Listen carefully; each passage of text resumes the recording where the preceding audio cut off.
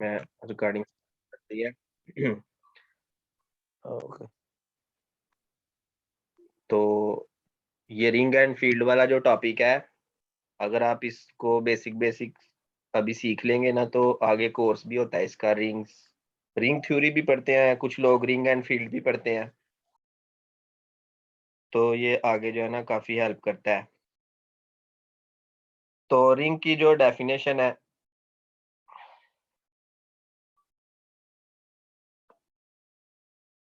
आप देखें, अगर एक लाइन यूज करूंगा ना मैं ऐसे, तो वो होगा रिंग, सेट होगा। अगर मैं ऐसे लिखूंगा ना, ये double line,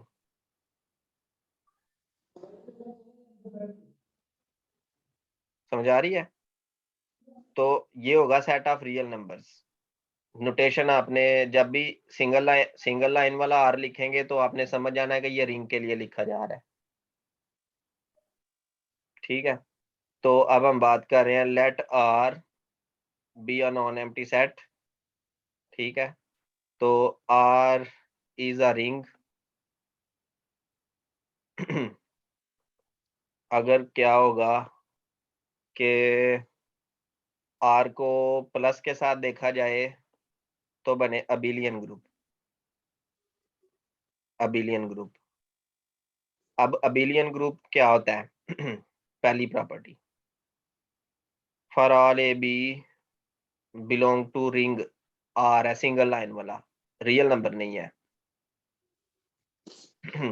A plus B belong to ring, दूसरी property, for all A B C belong to ring. ठीक है, एसोसिएटिव लॉ जिसको कहते हैं, तो हो जाएगा A plus B plus C is equal to A plus B plus C. ये दूसरी प्रॉपर्टी होगी। तीसरी property, for all A B belong to are.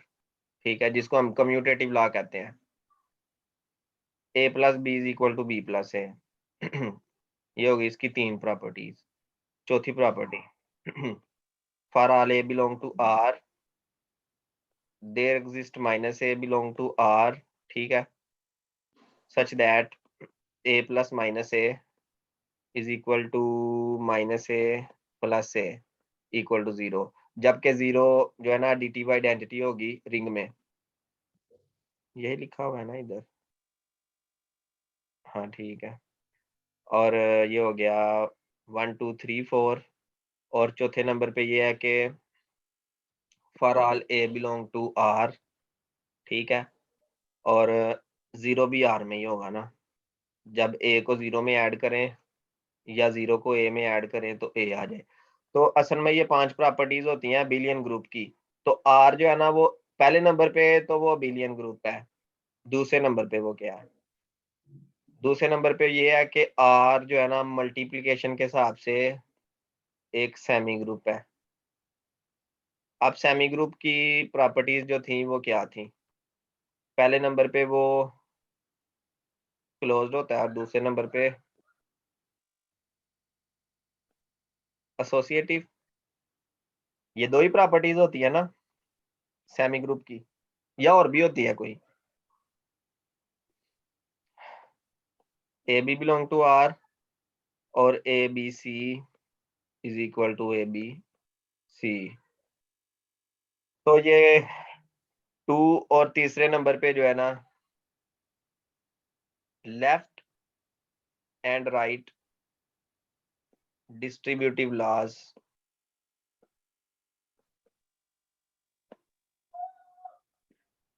Hold in R. कहने का मतलब है कि for all A B C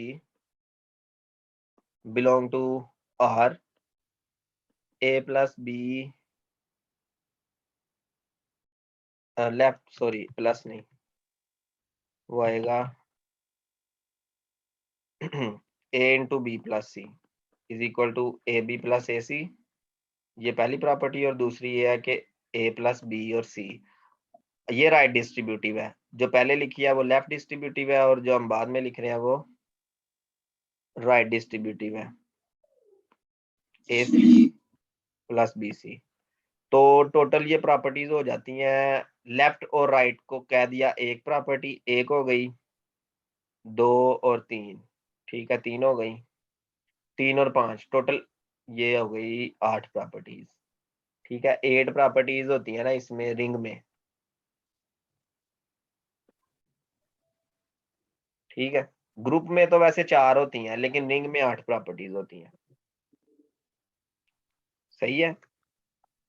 ji sir.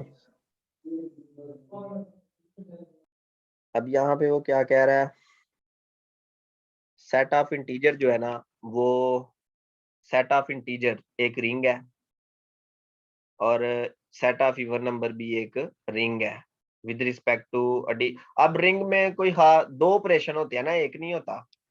जब ग्रुप की बात करते हैं तो हम कहते हैं जी ये ग्रुप है विद रिस्पेक्ट टू एडिशन, ये ग्रुप है विद रिस्पेक्ट टू मल्टीप्लिकेशन, लेकिन रिंग में ऐसा नहीं होता। रिंग को सिर्फ रिंग कहते हैं क्योंकि उसमें ऑलरेडी दो ऑपरेशन पहले ही डिफाइन होते हैं, सही है। आप चेक कर सकते हैं ना इंटीजर। अब आपने देखा था कि जो इंटीजर था प्लस के साथ वो था अबिलियन ग्रुप, अबिलियन था ना ग्रुप, अबिलियन ग्रुप।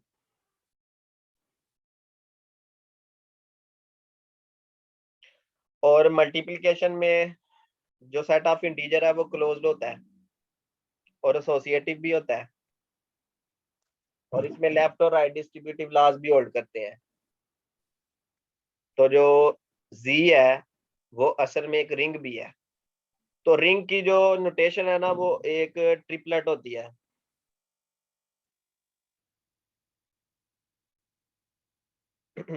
बात समझ आ रही है। जी सर। तो उसको हम कह सकते हैं z प्लस डॉट, इसको कहते हैं ट्रिपलेट। 1 2 3 इसमें 3 एलिमेंट्स होते हैं।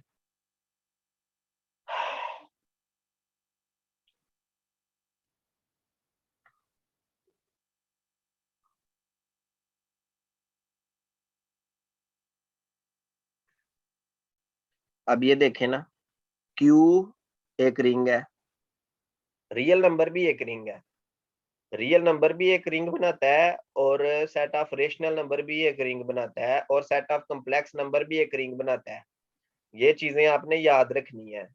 बात समझ आ रही है ना। जी सर। अब उसने यहाँ पे जो है ना एक खास सेट लिखा हुआ है ये वाला। आर कैसा एलिमेंट है, आर को देखें। आर जो है ना वो कुछ ऐसा है, एक्स प्लस के रूट ऑफ 2 और 7y, एक्स प्लस के रूट ऑफ 2 और 7y। अब एक्स और वाई इंटीजर्स हैं, कहने का मतलब है कि यहाँ भी कोई इंटीजर होगा और यहाँ भी कोई इंटीजर होगा। अब जितने भी इंटीजर है ना आप वो यहाँ पे और यहाँ पे यूज कर सकते हैं। तो जाहिर है हर इंटीजर के लिए आर की वैल्यू भी चेंज होती जाएगी। तो आर की जितनी भी वैल्यूज है उनको हम इस सेट में लिख लेते हैं ना, आर की जितनी भी वैल्यूज है, सच दैट आर का फार्मूला और एक्स और वाई पे जो कंडीशंस है ये सेट बिल्टर नोटेशन में हमने आर को लिख लिया। अब वो कह रहा है कि ये क्या है, ये भी एक रिंग है, सही हो गया। आप चेक कर सकते हैं इस पे रिंग के सारे ऑपरेशन लगा के, वैसे जरूरत नहीं है, सिंपल सी बात है कि ये एक रिंग है, लेकिन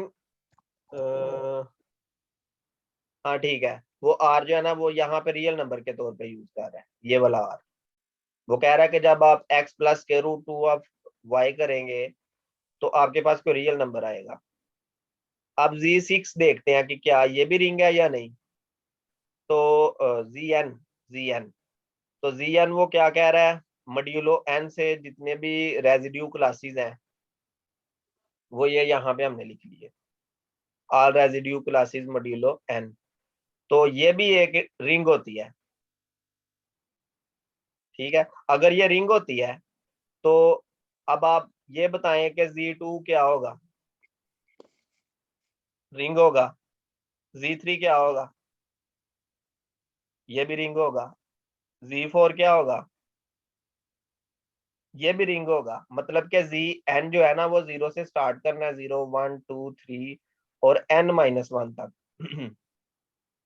जितने भी ये जो सेट्स है ना ये रिंग बनाते हैं। क्योंकि देखें हमने ग्रुप तो पढ़ा था ना कि ये ग्रुप होता है विद रिस्पेक्ट टू एडिशन, या बिलियन ग्रुप होता है, आप चेक कर सकते हैं।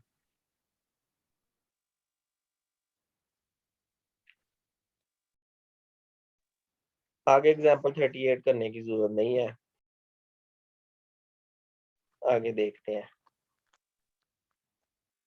रिंग की प्रॉपर्टीज उसने यहाँ पे लिखी हुई है, ये मैंने आपको पहले बता दी थी लिख के। ये कोई तीन ऑपरेशंस हैं, इसको सिर्फ आपने रीड कर लेना है।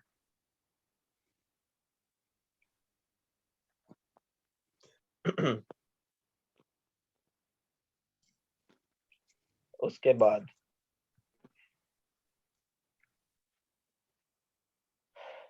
अब आपको मैंने जैसे बताया था कि अगर आप ये देखें, ये दोबारा से जो रिंग की प्रॉपर्टीज थी, एडिशन में तो ये कम्यूटेटिव होता है, देखे ना a plus B is equal to B plus A. लेकिन जब आप मल्टीप्लिकेशन की बात करते हैं तो मल्टीप्लिकेशन के मुताबिक सिर्फ इसके दो ऑपरेशन है, एक क्लोज और एक एसोसिएटिव, यहाँ पे कम्यूटेटिव नहीं है। तो अगर मैं इसकी टोटल 8 प्रॉपर्टीज में एक प्रॉपर्टी और ऐड कर दूं कि इसको मल्टीप्लिकेशन में कम्यूटेटिव कर दिया जाए, ठीक है, जरा ये म्यूट कर ले। हाँ, तो मैं आपको बता रहा था कि एडिशन में ये बिलियन है,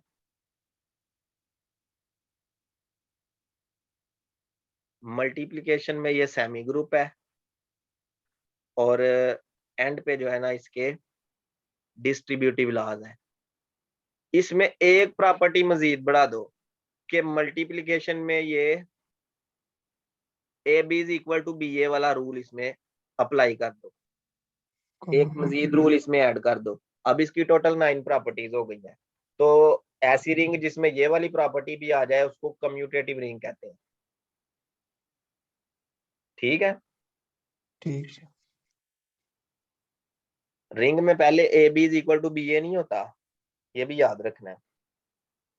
तो अगर रिंग में 1 भी आ जाए तो उसको रिंग विद यूनिटी कहते हैं, ठीक है। और कम्यूटेटिव भी हो और 1 भी हो तो फिर कम्यूटेटिव रिंग विद यूनिटी कहते हैं, ठीक। ठीक है। अब यहाँ पे अगली डेफिनेशन है, कह रहा है let R be a ring with unity. अब रिंग विद यूनिटी शुरू में उसने पहले ही कह दिया है। अब यहाँ से एक मल्टीपल चॉइस आया था पेपर में इस टॉपिक में से, कह रहा है एक एलिमेंट यूनिट होगा अगर उसका मल्टीप्लिकेटिव इनवर्स एग्जिस्ट करता है, ठीक है। अगर हर एलिमेंट का रिंग में मल्टीप्लिकेटिव इनवर्स एग्जिस्ट करता है, आप देखें ना मैंने जो आपको यहाँ पे प्रॉपर्टीज बताई हैं, मैंने ये तो नहीं ना कहा कि मल्टीप्लिकेटिव इनवर्स भी एग्जिस्ट करता है। देखे जरा, एक एडिशन में बिलियन है, एडिशन मल्टीप्लिकेशन में सेमी ग्रुप है, डिस्ट्रीब्यूटिव लॉज है, और फिर कम्यूटेटिव है। ये तो कम्यूटेटिव रिंग थी ना, हम बात कर रहे हैं रिंग की विद यूनिटी, मतलब के पहली 8 प्रॉपर्टीज के साथ यूनिटी भी आ जाए उसमें। अब 9 प्रॉपर्टीज हो गई, ये इसको जरा आप निकाल दे फिलहाल, A B is equal to B A को। अब ये 9 प्रॉपर्टीज है। अगली बात ये है कि अगर एक एलिमेंट है उसका इनवर्स भी हमें मिल रहा है रिंग में, तो फिर उस एलिमेंट को हम यूनिट एलिमेंट बोलेंगे, 1 को यूनिट नहीं बोलेंगे, 1 को यूनिट नहीं बोलेंगे। ऐसा एलिमेंट जिसका इनवर्स मिल रहा है उस एलिमेंट को यूनिट एलिमेंट बोलेंगे, ठीक है। मैं यूनिट एलिमेंट की डेफिनेशन लिखता हूं, u belong to R is a unit element in R if u v equal to 1 such that V is multiplicative inverse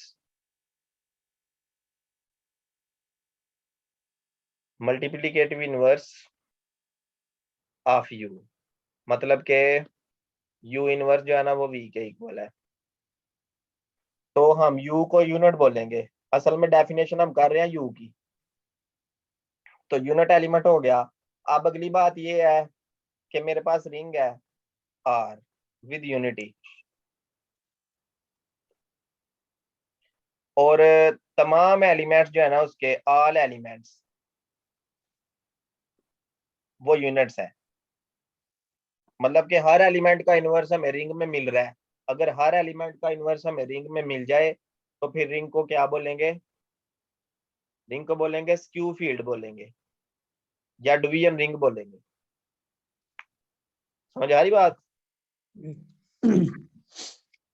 नीचे वो कह रहा है कि यूनिट और यूनिटी डिफरेंट होते हैं। इन दो वर्ड से आपने कंफ्यूज नहीं होना, जैसे मैंने आपको भी बताया ना कि यूनिट और यूनिटी डिफरेंट होते हैं।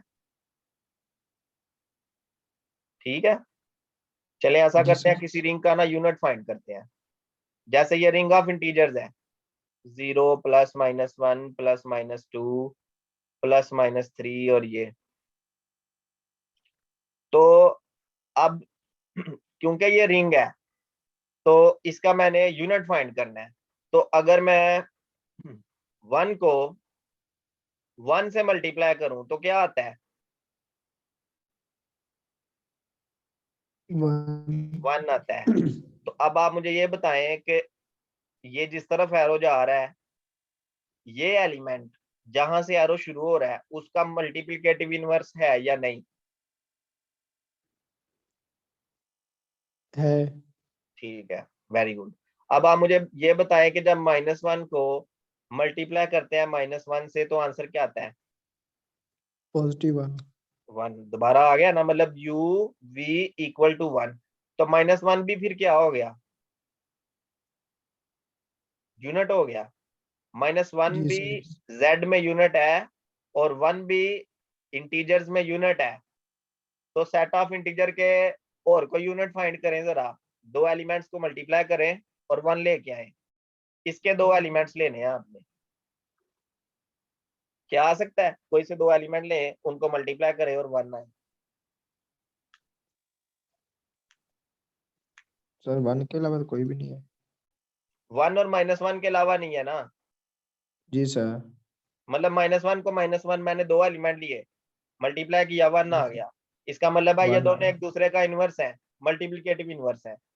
इन दोनों को जी आपस में सर। मल्टीप्लाई किया, 1 आ गया। 1 आपस में देखो ना, 1/1 करें तो 1 आता है, 1/-1 करे तो -1 आता है। इसका मतलब है जी कि सर। ये इसका मल्टीप्लिकेटिव इनवर्स है। तो Z के टोटल दो यूनिट्स हैं। ठीक है, इसी तरह अब आप क्या करेंगे? गूगल तो सबके पास होता है ना? जी सर। आपने गूगल में जाना है और सर्च करनी है कि unit elements of different rings, ये सर्च करनी है। यूनिट बात ऑफ समझ आ रही है? क्या करना सर सर?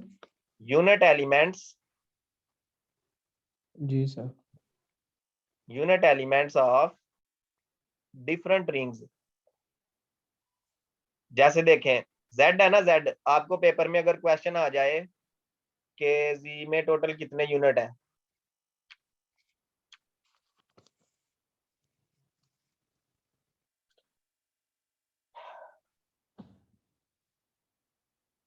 नॉन आइडेंटिटी, ये भी देख लेना कि ये नॉन आइडेंटिटी होता है या नहीं। The multiplicative identity or unity is a unit, but every unit is not unity। हाँ तो Z के टोटल दो यूनिट्स है ना, 1 और -1। ठीक है, पेपर में आपको क्वेश्चन आ सकता है ना, सेट ऑफ इंटीजर जो है इस रिंग के कितने यूनिट्स हैं? 2 यूनिट्स हैं। कौन कौन से? 1 एंड 1 और -1। -1। इसी तरह जो और भी रिंग्स है ना, अपने उनके भी यूनिट्स निकालने हैं। ठीक है, ठीक।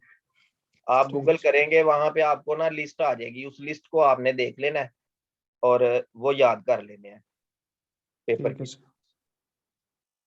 सही है। ठीक है सर।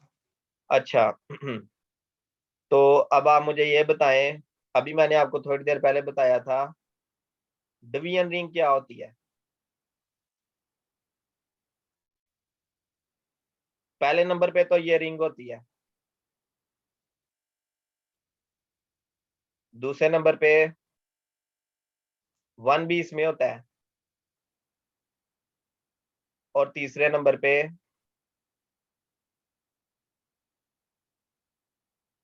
हर एलिमेंट का एग्जिस्ट करता है इनवर्स।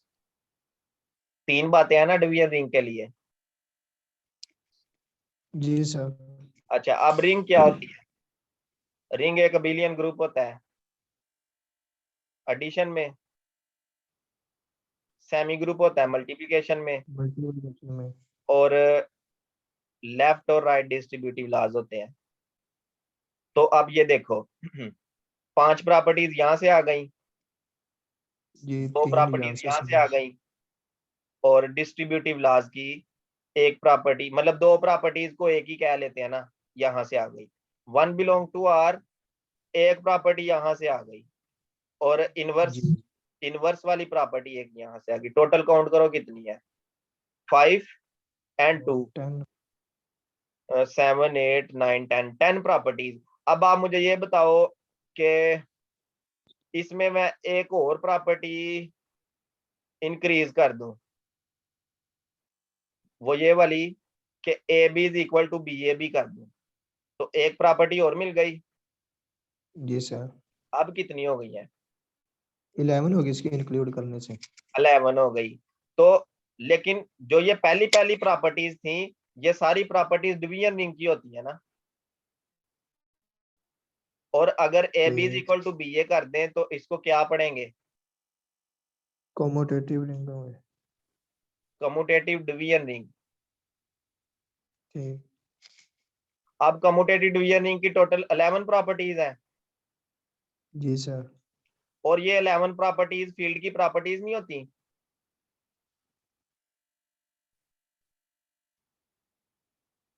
देखो ना, फील्ड प्लस में बिलियन होता है,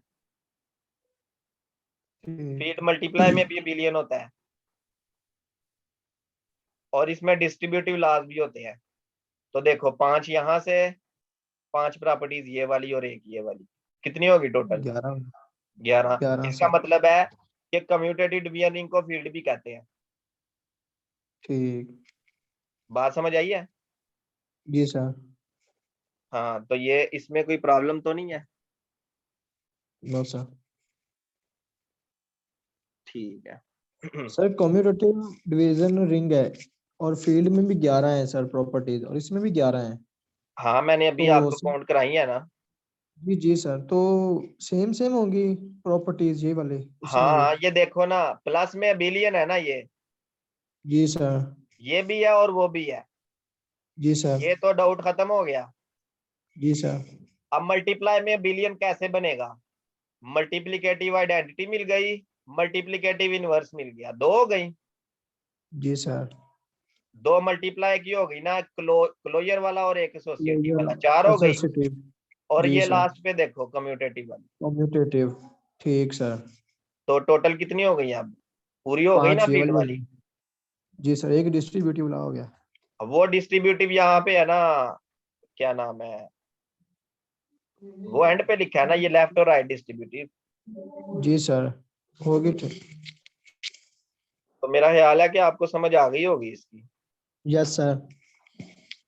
चलो, अच्छा हो गया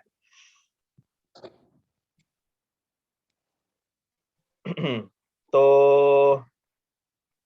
ये पढ़ो जरा, ये क्या लिखा हुआ है। कह रहा है क्या sir? Field, a field is a non-empty set having at least 2 elements, 2 binary operations। ये वही बात कर रहा है जो मैंने अभी आपको बताया कि बिलियन ग्रुप होता है ये एडिशन में, और अबिलियन ग्रुप होता है मल्टीप्लिकेशन। जाहिर है जीरो, जीरो कभी भी मल्टीप्लिकेटिव जो ग्रुप होता है ना, उसमें जीरो कभी भी नहीं होता, क्योंकि जाहिर है जी। मल्टीप्लिकेटिव इनवर्स करेंगे तो जीरो का तो एग्जिस्ट नहीं ना करता। No sir. इसलिए 0 माइनस किया जाता है हमेशा मल्टीप्लिकेशन सही वाले ग्रुप में। सही। तो ये वही बात होगी जो भी मैंने आपको बताई है। आगे क्या रह गया इसका? टेबल आ गया कुछ। ये एग्जांपल्स हैं, ये आप नहीं सर। देखिएगा। क्यू भी फील्ड है, आर भी फील्ड है, सी भी फील्ड है, एस भी फील्ड है, और जी पी जब भी प्राइम होगा वो फील्ड है। अच्छा, एक रिजल्ट है वो लिखे जरा, बल्कि वो भी फायदा कोई नहीं, इंटीग्रल डोमेन आपको नहीं पढ़ाया। इंटीग्रल डोमेन आपने पढ़ा होता तो आपको पता होता। इंटीग्रल डोमेन यहाँ पे है या नहीं, देखो जरा इस बुक में। मेरा ख्याल है इस बुक में इंटीग्रल डोमेन की उसने डेफिनेशन नहीं की। हाँ, इसमें नहीं है। वो जब रिंग थ्योरी पढ़ेंगे ना उसमें हम देखेंगे। ठीक। तो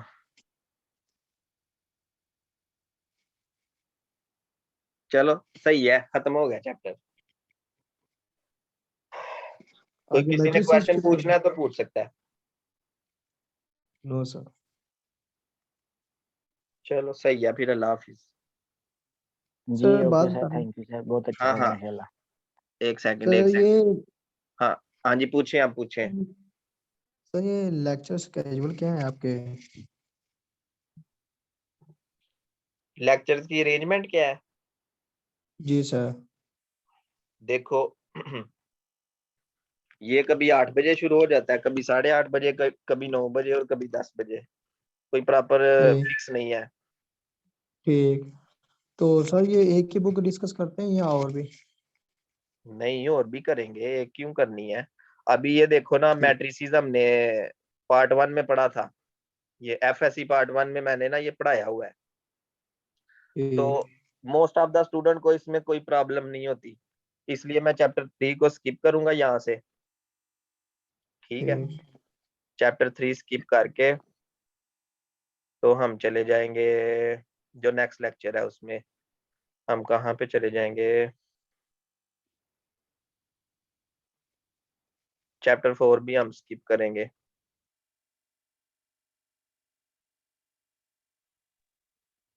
चैप्टर 5 भी स्किप करेंगे, क्योंकि ये डिटर्मिनेंट और ये सारी चीजें आपको आती हैं बड़े अच्छे तरीके से। जी जी सर, मैट्रिक नहीं की है फर्स्ट। हाँ, ये तो इतना ना, किसी का डेमो लेने चले जाए ना तो वो स्टूडेंट, हर हर बंदा तकरीबन 100 में से 90 जो होते हैं ना डेमो देने आते हैं स्टूडेंट्स। मतलब जो टीचर बनने के लिए कॉलेजेस में डेमो देने आते हैं स्कूलों में, वो जी। मैट्रिक्स ही तैयार करके आते हैं। ठीक। हम यहाँ पे आएंगे वेक्टर स्पेस पे, तो पैरेलल बुक्स को डिस्कस करेंगे। वेक्टर स्पेस को, एक ये बुक हो गई, एक होवर्ड एंटन की बुक है, वो मैं सेंड कर दूंगा। पहले डिस्कस कर लेंगे तो लेक्चर के बाद आपको सेंड करूंगा। और एक और बुक ठीक है, है। शाम सीरीज की बुक है। 3 बुक से जो है ना वेक्टर स्पेस को डिस्कस करेंगे। ठीक है सर। ठीक है, ओके जी सर। ओके जी, अल्लाह हाफिज। सर। अल्लाह जी हाफिज sir. Okay sir, okay sir, अल्लाह हाफिज।